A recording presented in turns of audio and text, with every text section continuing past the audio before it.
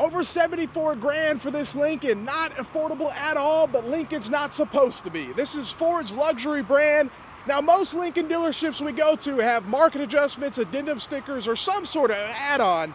I don't know why, because honestly, if you look at their numbers, they're not doing so good. But let's see, do they have any market adjustments, add-ons, or anything like that? And then also, look at all this inventory. And the craziest part about it is, floor plans cost a lot of money for the dealership, and it adds up very quickly. But every single vehicle you're looking at is over $100,000, so it adds up even quicker than a normal dealership because there is no 20, 30K cars. So you're looking at 100K, 100K, 100K. Yeah, you might get, let's say, 60 or 90 days interest-free, but after that, you're paying a market adjustment, you're paying interest. The dealership's paying interest. Yeah, look at that. 106, original MSRP is 105. So I don't know why the MSRP went up.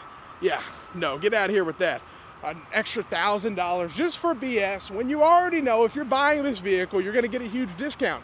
These things sell at a discount because they're very, very expensive. And again, the floor plan adds up. They get 60, 90 days free, but after that, wow, $117,000, man, but originally 116. So I think they need to remove that and, I mean, discount it. They should have 100,000 on there with the $17,000 discount. Before the customer's even negotiating, it should be $17,000 off. This is the reality of the situation because every single vehicle is here and it's not selling. So why are you adding to a vehicle that just simply is not selling? It really makes me scratch my head and wonder, especially when they have so much inventory for a Lincoln dealership. We're not expecting to have that much because Lincoln, Infiniti, a lot of them work like this. They're basically a used car dealership that sells Lincolns. That's what they are because there's not that, you don't sell that much volume in Lincoln. You sell a very small amount of volume. So you kind of fill it in with your used car department, and that's how you're able to fill it in. And you also hope you get good trades because it is Lincoln. You might get some higher end trades to make some more money. That's kind of their goal. But again, they need to remove this market adjustment stuff because that's not going to help you sell anything quicker. Let's see what this one is.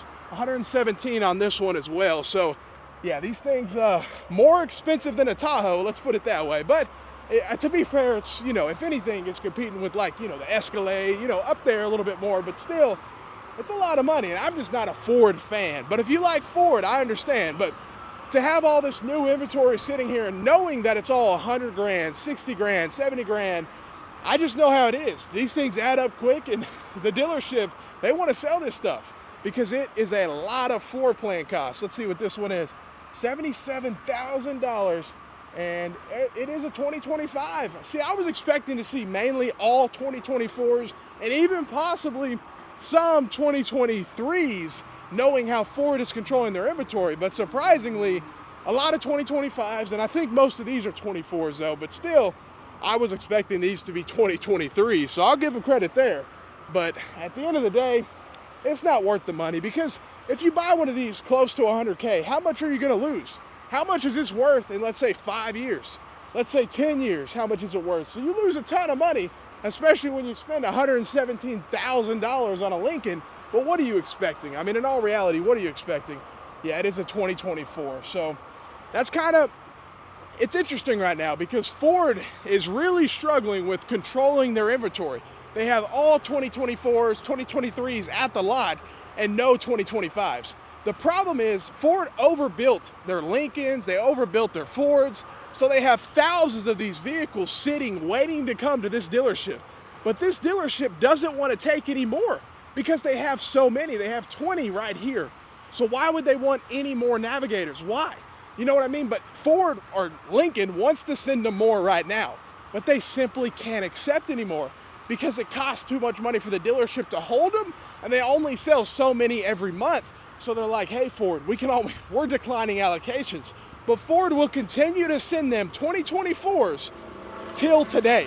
That's the craziest thing. When are they going to stop sending 2024s to dealerships? It's a good question because, guys, we're in 2025, and most of what we're seeing is 2024s. We'll see a 25 here and there, but it is what it is. Ford and Lincoln is in a sticky situation, but honestly, they can probably just change the window sticker and put 25 on it. So yeah, let's look at this one. 57 grand, one of their more affordable options, but look at that, of course, 2024. But what do you expect with Lincoln?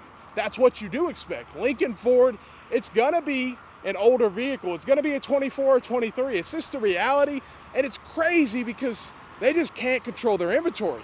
They have stock yards near the rail yards full, I shouldn't say full of inventory, just sitting there waiting to come to the dealership, but the dealership's saying no because they have so much inventory already.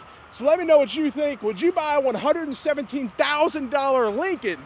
Let me know. Have a great day and stay blessed.